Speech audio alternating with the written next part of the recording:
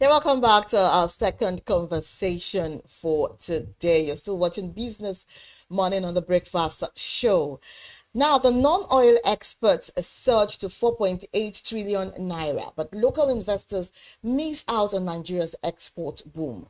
Nigeria's non-oil export earnings have surged to an estimated 4.8 trillion naira, which is about $3.2 billion in the first half of 2025, and marking one of the strongest performances in years. But while the figures point to a booming trade sector, local investors and producers say they are being left behind. According to data from the National Bureau of Statistics and the Nigerian Export Promotion Council (NEPC), non-oil export revenues rose sharply up nearly 400% from 977 billion naira in 2021, driven by strong global demand for agricultural and solid mineral commodities. Behind the impressive headline numbers lies a troubling trend. Nigerian traders and small exporters say foreign-owned firms, mostly from India, China, Lebanon, and Vietnam, continue to dominate the non-oil exports value chain. And many of these companies, industry leaders say they have better access to cheap credit and logistics networks, allowing them to outbid local competitors and capture most of the profits. And now, joining us is Olaotan Fawehinmi. He's a marketing communication strategist. Good morning, Olaotan. Morning, Destiny. How are you? It's so good to have you join us this morning, especially because today is your birthday. I just found out on Facebook. Happy birthday, Olaotan Fawehinmi. Thank you for all Thank you do you. for us on Business Day. Thank you so Thank you much. so much. Thank you. I hope you have a fantastic celebration. Thank you. Me, from me and all the team members, we say happy birthday to you. And now, Thank very you very much. quickly, on policy and economic outlook, Nigeria recorded a 4.8 trillion naira boom in non-oil exports. Yet, local investors say they are not benefiting. Now, what hmm explains this disconnect between growth data and real participation? Uh, okay. I know they say that numbers don't lie. Yeah, that's the truth. But then again, numbers at the same time does not guarantee wins. So you can have a very fact headline, but then at the end of the day, what's most important is how it gets down. And I said in one of my recent interviews, also on TV, that it's about how it's a value chain, and it cuts across different people at different levels. So if the bottom line is not feeling it, then there's a big problem. All right. So the 4.8 trillion headlines shows volume, and most of it has to do with foreign buyers, right? The foreign companies, the large firms are largely involved. But then the bottom line is what's the value capture, right? Repatriation level. We also need to check that. Okay, if we look at the structure of the export business, the funny thing is in 2011, I think I made an attempt, to enter the export business, and I'll probably save this story towards the end, so I don't bore you with that. And I saw a lot of the things that happen in the export business, right? It's not for the faint-hearted, and that's the truth. So those are the things that determine the benefits. The structure, the association in charge of it, NEPC, the documentation, how much of these are our local guys able to work with? Okay, so if multinationals and exporters are able to route proceeds offshore, and retain a foreign partnership, what about the local investors? What about the farmer on the road? Or, I mean, on the farm? How much of these funds are they able to enjoy? How much of these exports are they able to participate in? That's very, very important. And that's where the disconnect comes from. Okay. So the boom may be concentrated in some corridors, in some corners. You find out that people who have what it takes to be part of it are enjoying it. But then at the end of the day, if it doesn't get down across the agricultural value chain, then we can't have a conversation. So local SMEs currently, I'm not sure they have the right access to funding, to export funding, warehousing, the right certification. I mean, we can talk about the trillions of naira, but then I'm not sure it gets down to them. So when we're talking about the heavy headlines, the heavy growth in terms of numbers, let's also ensure that we're considering the domestic capture, value capture. Otherwise, we'll just be chalking out numbers, and at the end of the day, we can't see the value on people who are really, really doing the work, who are on the farm. What are these export earnings in strengthening Nigeria's foreign exchange reserves if a significant portion of proceeds is not being repatriated through official channels? I mentioned about repatriation, the process earlier. Okay. The export figures matter, okay, but the reserve benefit, right, is only when the proceeds go through the official channels. If you look at our borders, a lot, and that's the truth, let's not hide from it, a lot of export, how are we even sure that they are well documented and they are going through the right channel? Okay, if our earnings stay offshore and are settled via parallel FX market, the boost to official reserve will still be limited because we can't trace it. We can't. It boils down to structure.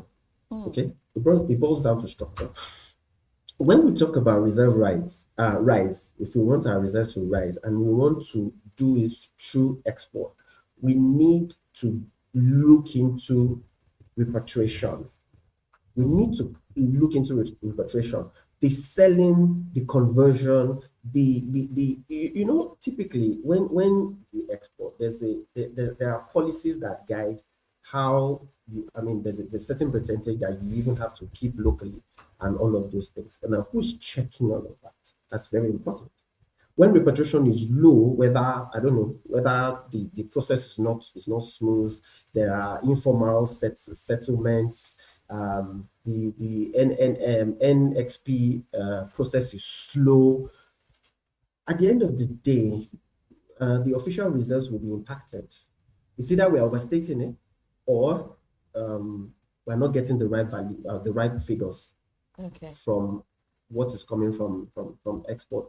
So if we must make sense of all of this, we have to strengthen repatriation routes and ensure that NXP process is streamlined, it's seamless, and it is well documented. At the end of the day, execution, not just reeling out of the policies, but execution at the end of the day is what matters most, if you ask me. Yeah, you just said execution is what matters most at the end of the day, right? So how can execution matter without financing and competitiveness? Okay, now talking about financing and competitiveness, right? Local exporters consistently cite poor access to affordable credit. Now, how is the government addressing this financing gap? So the thing is, like we did say that the chunk of what we see in these figures are controlled by large firms and foreigners. That's because financing is not very available and accessible to local exporters. I did say earlier that I made an attempt at exporting. No, there are targeted windows, right? Next thing, with the CBN export funds, SME facilities, they are there on paper. But how much of this are our small and medium exporters or anyone in the agricultural value chain, how much of these things are they able to access? Okay. What's the uptake? What's the scale? What are the bank bank accessibility? How are you able to access it in the bank? These are still real challenges. And it's easy for us to say that all of these funds are available on paper. It's easy to even go on air and say they're available. But the bottom line is when you now get there to access it, what do you get? Do you understand? So Yeah, okay. these things exist, but I think that we still have a large bottleneck, a very, very steep bottleneck in terms of distribution, in terms of the risk, the collateral. We need to improve. So if we must get around this, we need to improve credit guarantee. We need to improve the risk. We need to improve accessibility. More financing help has to come from the private sector. We need to improve uptake across board, whether it is from the CBN or from commercial banks or from a private sector. We need to reduce the bottlenecks and increase accessibility to local exporters. Talking about increasing accessibility, and anyways, okay, let's leave that for now and just delve into the specific reforms that are being considered to level the playing field between Nigerian traders and their foreign counterparts. So I think largely trade facilitation in terms of tariff rationalization, certification, access to the markets, all of these are things that improve export credits insurance. Okay. Yeah. And first off, education.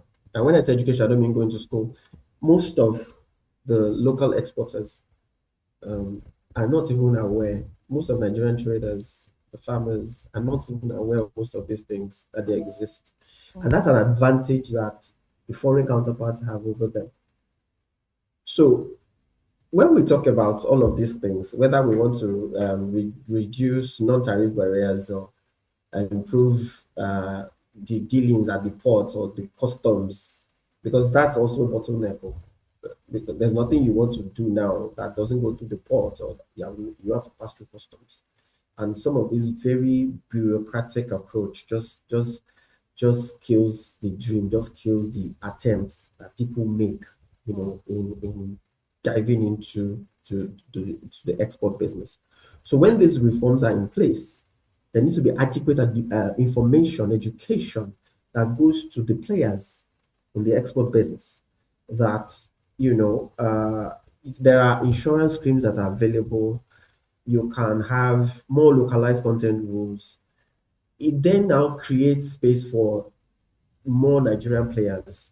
Because if you look at it holistically, larger firms have an advantage in terms of funding. They're bringing Forex now. So they have an advantage. They have the connection. They can speak to who matter and they get things done. The average person in the average local exporter may not have such. So if there must be a balance, we must create more room for the local guys to be able to play.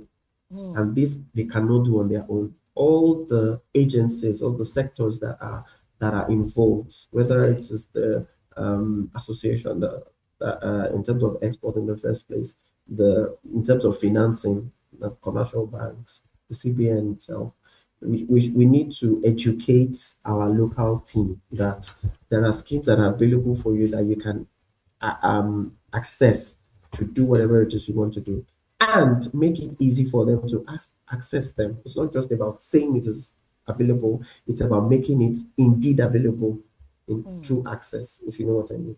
Oh wow, that's good. Okay, now talking about value addition and even industrial development, right? Okay, most of Nigeria's exports are still raw materials. Okay, now what Exactly. policy steps are being taken to actually encourage value addition and even local processing? So here's the thing, eh? It's a bit sad, and I'll tell you why it's sad. Most of our exports are raw materials. Look at this. We have the raw materials, whether it's cashew, Yeah. uh, what have Cocoa, you, cocoa, lithium. Yeah. all of these guys, sesame seeds, we have them raw. Hmm? It breaks my heart because when we take these things out, they are processed abroad, There. And brought back to us. brought back, and then we are buying it, we are using forex to buy. Yeah. And now the challenge is if processing happens here, what we have done is one, we have kept those The values products within one. within. We have processed them by ourselves for ourselves, and then getting them back will be say in the same currency because they are here, right? Then we will not be talking about shipping. We will not be talking about, because at the end of the day, just imagine that if there were factories where we process cashew or palm kernel. If there were factories where we process that, can you imagine how many people will be working in such factories? Exactly. Job opportunities. Can you imagine? Yeah, so we're talking about job creation, we're talking about value creation, we're talking about keeping our funds in here and attracting forex, right? The only way you can attract forex is if you're producing. The problem is we're attracting forex from the raw materials, which is way cheaper, right? If you can make 13 million or $1 billion from selling raw materials, you can actually make up to 50, which is about 3 times when you've processed it and you're selling. Okay, so when we're talking about tariffs, incentives, infrastructure, if policies are not marrying them, there's a problem. There's a problem. So protective tariffs on key raw export has to come in place. We have to develop infrastructure within, okay, the country that helps us to process, such that whether at the state level, local level, federal level, public and private partnership, when we are putting all of these things together, we are reducing the investment risk. We are keeping our own funds within our own shores. That way, we're not selling the raw materials, waiting for our foreign counterparts to process and make good, and then we're shipping it back home. Sure. And agriculture is very, very significant because everything that comes from agriculture, we can't do without it. Whether it's at the raw state, at the processed state, whatever, you can't do without it. You must eat. Before you eat, you must plant. Before you plant, you must have seed. Before you have seed, you must plant. And it just goes round in circles.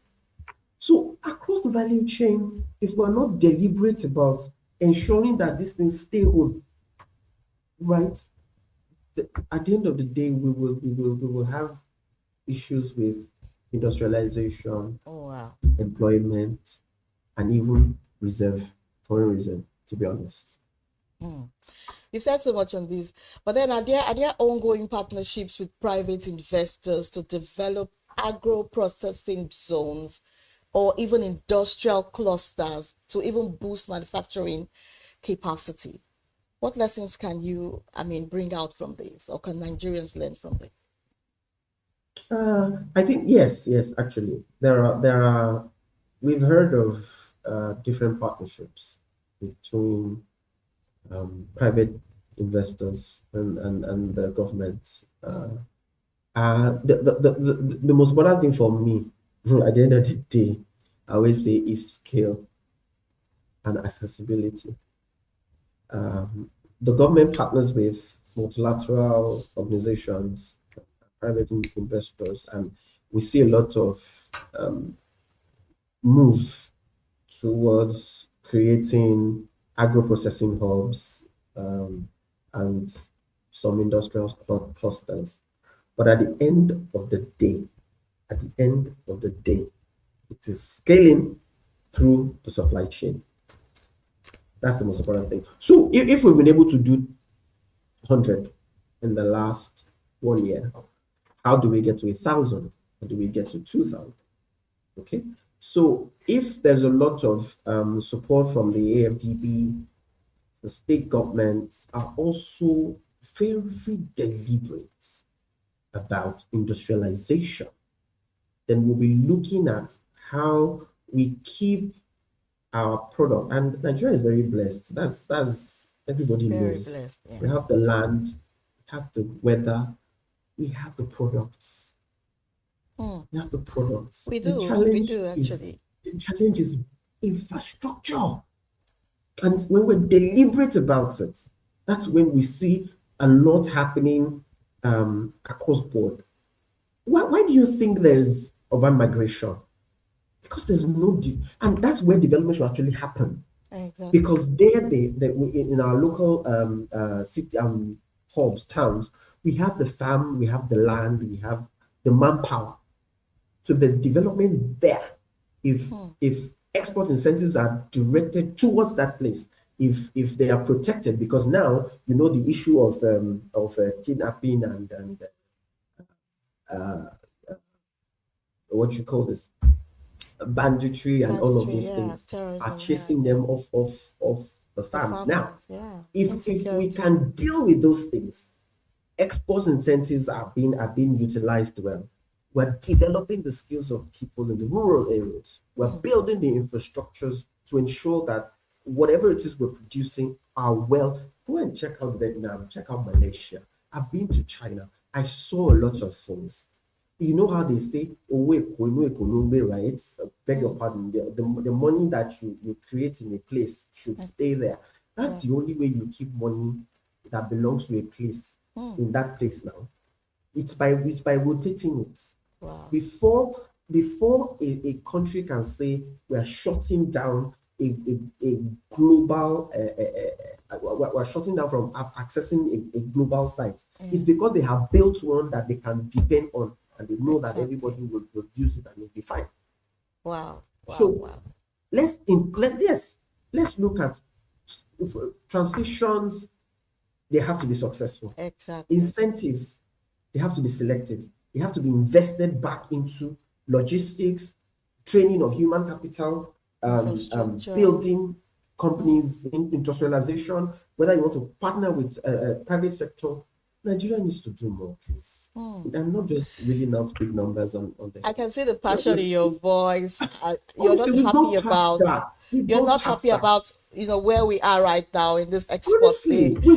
But I can assure you, Olaotan, it's going to be better. It's going to be better. There's a lot of education. There's a lot of education going on this, and people are getting more aware of this.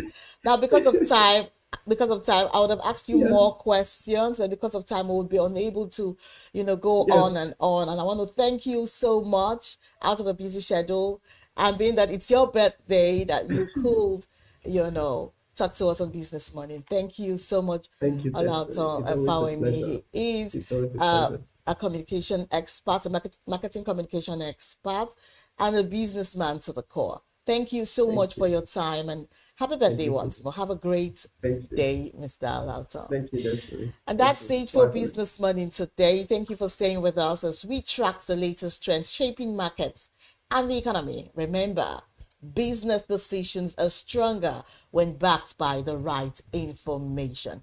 I'm Destiny Mama. To stay tuned for more updates on Big Story by Elizabeth Musa. And join us again tomorrow for another edition of Business Morning on The Breakfast Show. Good morning.